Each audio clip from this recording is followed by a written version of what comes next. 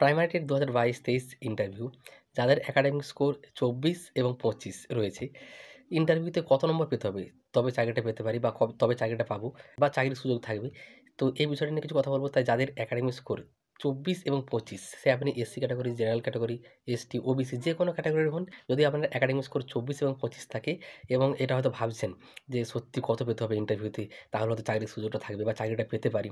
তাহলে কিন্তু অবশ্যই ভিডিওটা প্রথম থেকে শেষ পর্যন্ত দেখবেন। দেখুন, দেখলে প্রথম থেকে শেষ পর্যন্ত দেখবেন, না হলে দেখার দরকার নেই। কারণ নাহলে বুঝতেই পারবেন না যে আমি কী বলতে চাইলাম। তাই ২২-২৩ স্টেট পাস যারা রয়েছেন, কিছুদিনের মধ্যে ইন্টারভিউ দিতে চলেছেন। যদিও ফুল নোটিশ এখনো আসেনি, খুব তাড়াতাড়ি চলে আসবে, চিন্তার কিছু নেই এবং চিন্তা করে কোনো লাভও নেই। যখন আসবে, আসবে। আমাদের শুধু একটাই আমরা করতে পারি, ভালো করে প্রস্তুতি নিতে পারি। তাই ২২-২৩ স্টেট পাস করে রয়েছেন এবং ইন্টারভিউ দিতে চলেছেন কিছুদিনের মধ্যে। ২৪ এবং ২৫ একাডেমি রয়েছে। দেখুন, যাদের ২৫ এর উপরে রয়েছে ২৬, ২৭, ২৮, তাদের চিন্তাটা কিন্তু অনেকটাই কম। কারণ তাদেরকে ইন্টারভিউতে ৯, ১০ না পেলেও চলবে। ৭, ৮ পেয়ে গেলেও সুযোগ থাকবে বা হয়তো চাকরিও পেয়ে যাবেন। কিন্তু যাদের একাডেমিক ২৪ এবং ২৫, তাদেরকে কিন্তু ইন্টারভিউটা খুব ভালো করে দিতে হবে এবং অনেকেই চিন্তা করছেন কত পেতে হবে, সত্যি তো কীভাবে প্রস্তুতি নিতে হবে। তো সেই বিষয়টা নিয়ে কিছু কথা বলব। তো ২২-২৩ স্টেট পাস এবং ২৪ এবং ২৫ একাডেমি রয়েছে, তারা ভিডিওটা প্রথম থেকে শেষ পর্যন্ত দেখবেন। বাকিরা না দেখলেও চলবে। তো welcome to my YouTube channel education is life with Shubhadeep Patra. শিক্ষাই জীবন। আমরা প্রতিনিয়ত কিছু না কিছু শিখে চলেছি এবং সারা জীবন শিখে চলবো, কারণ শিক্ষার কোনো শেষ নেই। এসসি, এসটি, ওবিসি বা জেনারেল যে কোনো ক্যাটাগরির হন, যাদের একাডেমিক ২৪ এবং ২৫ রয়েছে ওটা, এবং যারা চিন্তা করেছেন যে সত্যিই তো কত পেতে হবে ইন্টারভিউতে, কীভাবে প্রস্তুতি নিতে হবে, তাদের জন্য আমি আমার কিছু ব্যক্তিগত মতামত দেবো। দেখুন, আমার ২৫ এর উপরে একাডেমিক রয়েছে বলে, বা যাদের ২৫ এর উপরে একাডেমিক রয়েছে, তারা যে চিন্তা করেছেন এমনটাও নয়। তারাও চিন্তা করছে যতদিন না চাকরিটা হয়। প্রত্যেকেই চিন্তিত, সামান্য হলেও চিন্তা করছেন যে কত নম্বর পেতে হবে, ৯ না ৮, না কীভাবে প্রস্তুতি নিতে হবে, টিচিং ডেমনস্ট্রেশনটা কীভাবে দিতে হবে, সেখানে গিয়ে কীভাবে পড়াতে হবে, কোন বিষয়টা পড়াবো, বাংলা থেকে বা পরিবেশ থেকে, না ইংরেজি থেকে, না কোন বিষয় থেকে, বা কীভাবে উত্তরগুলো দিলে ভালো হবে, বা কোন বিষয়গুলো পড়বো। প্রত্যেকেই কিন্তু চিন্তিত। এমন নয় যে ২৫ এর উপরে একাডেমি মানে বিশাল ব্যাপার। ২৭, ২৮ বা ২৬ এই দিক দিয়ে একটু এগিয়ে যে তাদেরকে ইন্টারভিউতে ৮+ পেয়ে গেলে একটা ভালো সুযোগ তাদের ক্ষেত্রে। কিন্তু যাদের ২৫ এর নিচে আছে, তাদের তাহলে চিন্তাটা ভাবুন। যদি ২৬, ২৭, ২৮ যাদের একাডেমি রয়েছে, তারা চিন্তিত হয়, যাদের ২৪ এবং ২৫ একাডেমিক, তাদের তো নাম্বারটা আরও বেশি পেতে হবে ইন্টারভিউতে। তাদের চিন্তাটা সত্যি অবশ্যই চিন্তা করাটা স্বাভাবিক। কিন্তু সবার প্রথমে একটা কথাই বলব, আপনি SC, ST category, OBC category, general category যেই ক্যাটাগরির হন, এবং আপনার একাডেমিক ২৪ থাকুক বা ২৫ থাকুক, সবার প্রথম হচ্ছে চিন্তা করে কোনো লাভ নেই। কারণ চিন্তা করলে আপনার একাডেমিক বাড়বে কি? কখনোই বাড়ছে না। বরং চিন্তা করলে আপনি যেইটুকু প্রস্তুতি নিচ্ছেন, যেভাবেই নিচ্ছেন, অফলাইন যে কোনো রকমভাবে, যেগুলো এতদিন পর্যন্ত পড়েছেন এবং আগামীতে পড়বেন, এই কিছুদিন যতদিন না ইন্টারভিউ হয়, সেগুলো কিন্তু মানে মনের মধ্যে ভালো করে আত্মস্থ করতে পারবেন না। নিজের মধ্যে ভয়ভীতি হয়ে থাকবেন, নার্ভাস হয়ে থাকবেন। ইন্টারভিউ বোর্ডে হয়তো নার্ভাস হয়ে যাবেন গিয়ে। তাই চিন্তা করে কোনো লাভ নেই যে কত পেতে হবে, সত্যিই তো পাবো তো? আমার তো ২৪ একাডেমিক, আমার তো ২৫, আমি জেনারেল ক্যাটাগরি, আমি তো এসটি, আমি এসসি, আমি ওবিসি, কত কাট অফ যাবে, সত্যি কত কাট অফ যাবে? সত্যি পাবো তো? ১৩,৪২১ শূন্যপদ। যদি শূন্যপদ না বাড়ে, এটাই যদি থাকে, এতজন পরীক্ষার্থী মানে ইন্টারভিউ দিতে যাবে, ৫০,০০০, ৬০,০০০ প্রায়। তো সেক্ষেত্রে কী হবে? এইগুলো একদম ভেবে লাভ নেই। আপনাকে পুরোপুরি ফোকাস দিতে হবে ইন্টারভিউর প্রস্তুতিতে। হ্যাঁ, আমি ধরে নিচ্ছি অনেকের হয়তো ২৪-২৫ একাডেমি রয়েছে, এতদিনে অনেক প্রস্তুতি হয়ে গেছে, হতেই পারে। কিন্তু যতদিন না ফুল নোটিফিকেশন দিচ্ছে, ইন্টারভিউ ফর্ম ফিল আপ হয়ে ইন্টারভিউটা হচ্ছে, ততদিন পর্যন্ত একদম নিশ্চিন্ত হওয়া চলবে না। ২৪ একাডেমিক এবং ২৫ একাডেমিক, আপনি যে কোনো ক্যাটাগরির হন, আপনার সবসময় টার্গেটটা রাখতে হবে ১০ এ 10 পেতে। যারা বলেন না যে কত পেতে হবে, কত পেতে হবে? এরকম ৮ পেয়ে যেতে হবে বা ৭ পেয়ে যেতে হবে, এরকম বলে কখনো হয় না। এরকম ভাবলে আপনি যদি ৭-৮ এর মতো পড়ছেন, ৭ পেয়ে গেলে হবে কি ৮ পেয়ে গেলে হবে? বিভিন্ন জায়গা থেকে শুনছেন যে ২৪ একাডেমিক, ২৫ একাডেমিক রয়েছে, ৮ পেয়ে গেলে হয়তো তার, ধরুন ২৫ একাডেমিক, 8 পেয়ে যাচ্ছে মানে তার ৩৩ হয়ে যাচ্ছে মেরিট স্কোর। তার এসসি ক্যাটাগরি কি ওবিসি ক্যাটাগরি। সে ভাবছে আমার তাহলে তো এত কাট অফ হাই যাবে না। কিন্তু এরকম নিশ্চিন্ত হয়ে থাকা মানে, ধরুন আপনি ৮ পেয়ে যাবেন, আপনার একাডেমিকটা ৩৩ হয়ে যাচ্ছে, আপনি এসসি ক্যাটাগরি, ২৫ একাডেমিক রয়েছে। তো আপনি ৮ এর মতো করে পড়বেন। তখন দেখবেন ৮ পাওয়ার মতো করে পড়ছেন, ভাবছেন না ৮ পেয়ে গেলেই তো হবে, আমার 10 পাওয়ার দরকার নেই।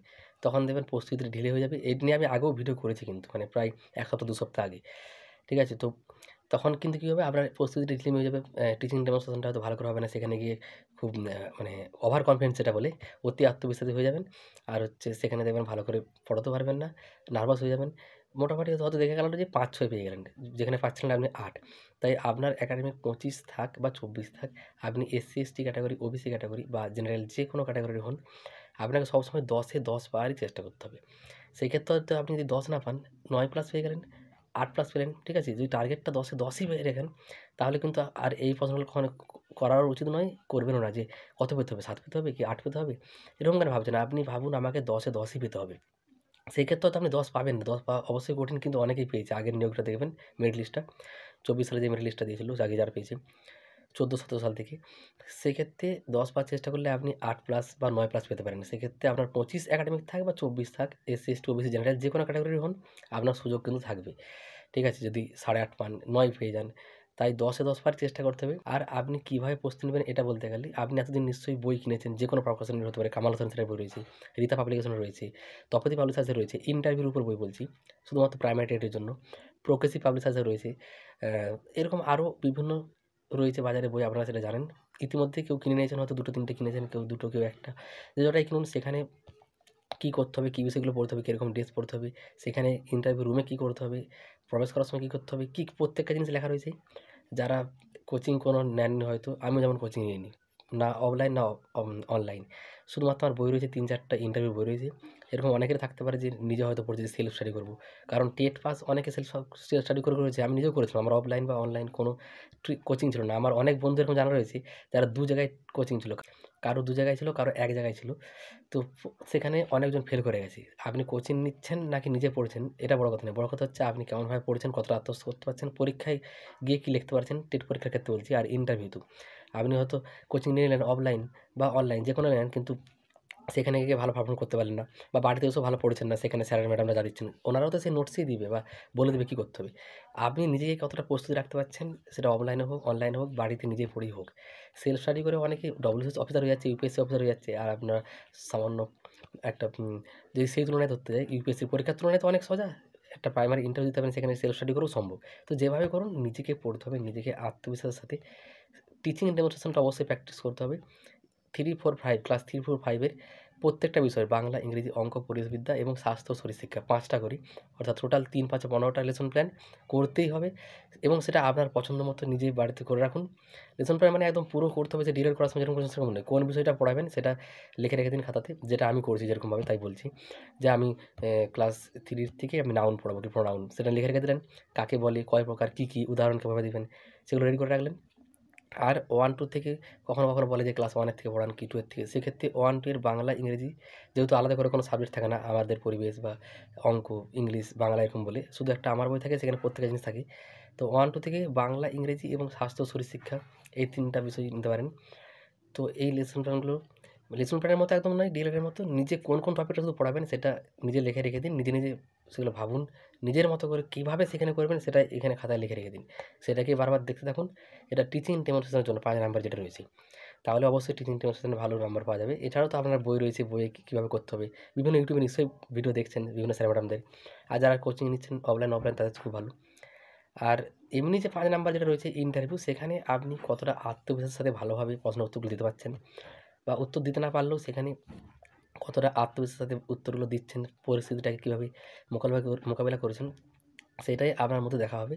মোট কথা, আপনি সেখানে ভালোভাবে আত্মবিশ্বাসের সাথে টিচিং ডেমনস্ট্রেশনটা কেমন দিচ্ছেন, এবং প্রশ্নের উত্তরগুলো পারলে এবং না পারলেও কেমনভাবে সেই পরিস্থিতিটাকে নিয়ন্ত্রণ করেছেন, সেগুলোই স্যারেরা আপনার মধ্যে দেখবে, আমাদের মধ্যে দেখার চেষ্টা করে। তাই কত নাম্বার পেতে হবে, 5 পেয়ে গেলে, 6 পেয়ে গেলে, কি 7 পেয়ে গেলে না 8 পেতে হবে, এরকম না ভেবে 10 এ 10 এর পাওয়ারই চেষ্টা করতে হবে। তাতে নাম্বারটা আপনি 8 এর উপরে অবশ্যই পাবেন, 8+, 9+। তাহলেই দেখবেন সুযোগটা বেশি থাকবে, সে আপনার একাডেমিক 24 বা 25 যাই থাক। এবং আপনি এসসি ক্যাটাগরি, ওবিসি বা জেনারেল যে কোনো ক্যাটাগরির হন, আর কারো কথায় কান দেওয়া চলবে না। এটা আমি প্রত্যেকটা বাড়িতে বলি, না বললেও নয়। যেমন আমি ভিডিওটা বলছি, ভিডিওটা এই যে কথাগুলো বলছি, ভিডিওটা করেছি, এখানেও দেখবেন টেট প্রার্থীরাই হয়তো, টেট প্রার্থীদের মধ্যে থেকেও কেউ, বা হয়তো অন্য কেউ কিছু না কিছু সমালোচনা করবেই, খুঁত ধরবেই, সেটা তাদের কাজ। আপনি এই মুহূর্তে প্রস্তুতি নিচ্ছেন, এত দূর রাস্তা চলে এসেছেন, আর সামান্য রাস্তাটা ইন্টারভিউ পাস করলেই আপনার চাকরি, যদি ভালো ইন্টারভিউ দিতে পারেন। তো সেক্ষেত্রে লোকে এই মুহূর্তে আপনাকে থামিয়ে দেওয়ার চেষ্টা করবে, কারণ আপনি শেষ পর্যায়ে চলে এসেছেন। তাই লোকের কথা একদম কান নয়। নানা রকম নেগেটিভ কথা, কী নেগেটিভ কথা সেই নিয়ে আমার অনেক ভিডিও করা আছে আগে। আর আপনারাও জানেন, আপনাদেরকে বলার অপেক্ষা রাখে না, বরং কী, কী নেগেটিভ কথা শুনতে হয়। চাকরি হবে না, হয়ে গেলো, বাতিল হয়ে যাবে, কিছু লাভ নেই, ইন্টারভিউ হবে না। অনেকে বলছে এখন আর হবে না, ভোটের পরে হবে, কেউ বলছে 2 বছর পরে হবে, কেউ বলছে শর্ট নোটিশ দিয়ে রাখবে, আর ফুল নোটিশই আসবে না। মানে নানা রকম কথা বলবে, এমন এমন কথা বলবে যাতে মানে আপনাকে এটা বোঝাতে পারে যে চাকরি এখন আর হচ্ছে না, হবেই না এখন 5 বছর, বা হয়ে গেলেও পরে বাতিল হবে, কি বেকার, লাভ নেই। এইসব নানা রকম ভুলভাল কথা বলবে কারা? যারা ডিএলএড করেনি, টেট পাস করেনি। কারণ ওনারা কোনোদিনও প্রাথমিক শিক্ষক হতে পারবেন না। এটা আমি বারবারই বলি, অনেক ভিডিওতেই বলি, বলা দরকারও, যাতে এই বিষয়গুলো বুঝতে পারেন যে লোকে কেন বলে। সত্যিই তো। কেন থামিয়ে দেওয়ার চেষ্টা করেন? কারণ ওনারা পারবে না। ওনারা তো কোনোদিনও প্রাথমিক শিক্ষা করতে পারবে না। ডিএলএডও করেন, টেট পাস করেননি। আপনি কিন্তু পেরে যাবেন। এই যে টেট পাস করে রয়েছেন মানে শুধুমাত্র ইন্টারভিউটা দিলেন, ভালো দিতে পারলে ভালো নাম্বার পেয়ে গেলে ৮, ৯ একাডেমিক ২৪ বা ২৫ যাই থাক দেখবেন চাকরি পেয়ে গেলেন। তখন পেয়ে যাওয়ার পর দেখবি যখন দেখা হবে ওদের সাথে, তখন দেখবে ও সত্যিই তুই চাকরিটা পেয়ে গেলি, তখন আবার বলবে। বা হয়তো আপনি তো বলতে পারেন, তখন দেখবেন হঠাৎ করে পাল্টে, বা তুমি দিয়ে বলতে পারি যে সত্যিই তো, তখন আবার অন্য কথা বলবে। তো যাই হোক, লোকের কথায় একদম কান দেবেন না, তাহলে কিন্তু কোনোদিনও মানে চাকরি হয়তো নাও পেতে পারেন, বা অনেক সমস্যা হতে পারে, বা হয়তো হতাশ হয়ে যাবেন, নিরাশ হয়ে যাবেন লোকের কথা শুনে। তাই লোকের কথা শুনে নিরাশ হতাশ না হয়ে শুধুমাত্র প্রস্তুতিতে ফোকাস দিন। 10 এ 10 পারে চেষ্টা করতে হবে। এই ভেবেই পড়াশোনা করুন। খুব তাড়াতাড়ি নোটিশ আসছে, ফুল নোটিশ, এবং ফর্ম ফিল আপ হয়ে অবশ্যই ইন্টারভিউ খুব তাড়াতাড়ি হয়ে নিয়োগটাও তাড়াতাড়ি হবেই। এটা ভেবে আমাদেরকে চলতে হবে। ঠিক আছে? পজিটিভ সবসময় থাকতে হবে। এটা হচ্ছে বড় কথা। নেগেটিভ হওয়ার জন্য বাইরে চারদিকে লোক অনেক কিছু বলছেই। আমাদেরকে নেগেটিভ চিন্তা করা কখনোই উচিত নয়। লোকেও বাইরে নেগেটিভ কথা বলছে, আমাদেরকে ভুলভাল কথা বলার চেষ্টা করেছে সমালোচকরা, যাদের ওটাই কাজ, খুঁত ধরা কাজ। আর আপনিও যদি নেগেটিভ কথা ভাবেন, তাহলে অবস্থাটা কী ভাবুন, আপনার মানসিক অবস্থাটা কী হবে? ইন্টারভিউ সেখানে ভালো করে কী করে দিবেন? তো এই হচ্ছে ব্যাপার। 24 এবং 25 একাডেমিক যাদের রয়েছে, এসসি, এসটি, ওবিসি, জেনারেল বা যে কোনো ক্যাটাগরির হন, কখনোই কত নাম্বার পাবো, কত পেতে হবে, সত্যি হবে তো, যদি এত কম শূন্যপদে কী করে চাকরি হবে, আমাদের কি সুযোগ আছে? এইসব একদম নেগেটিভ কথা না ভেবে আমাকে 10 এ 10 পেতে হবে, আমার একাডেমিক 25 রয়েছে, আমি যে ক্যাটাগরির হই আমি অবশ্যই চাকরি পাবো। মানে ভালো ইন্টারভিউ হবে, 8+ স্কোর করতে পারবো ইন্টারভিউতে। এরকম ভেবেই ভালোভাবে প্রস্তুতি নিন, অবশ্যই কিন্তু সফল হতে পারবেন। নেগেটিভ চিন্তা করলে কিন্তু প্রস্তুতিতেও দেখবেন আপনার ঘাটতি রয়ে যাচ্ছে, এবং প্রস্তুতিটাও ভালো করে হবে না, এবং নার্ভাস হয়ে যাবেন আপনি ইন্টারভিউ বোর্ডে গিয়ে। তাই নেগেটিভ না থেকে লোকের কথায় না কান দিয়ে লক্ষ্যের প্রতি অবিচল থেকে সবসময় প্রস্তুতি নিয়ে যেতে হবে, যতদিন না নিয়োগটা হচ্ছে, তাহলেই কিন্তু সফল হতে পারবেন। এটাই সফল হওয়ার একমাত্র রাস্তা।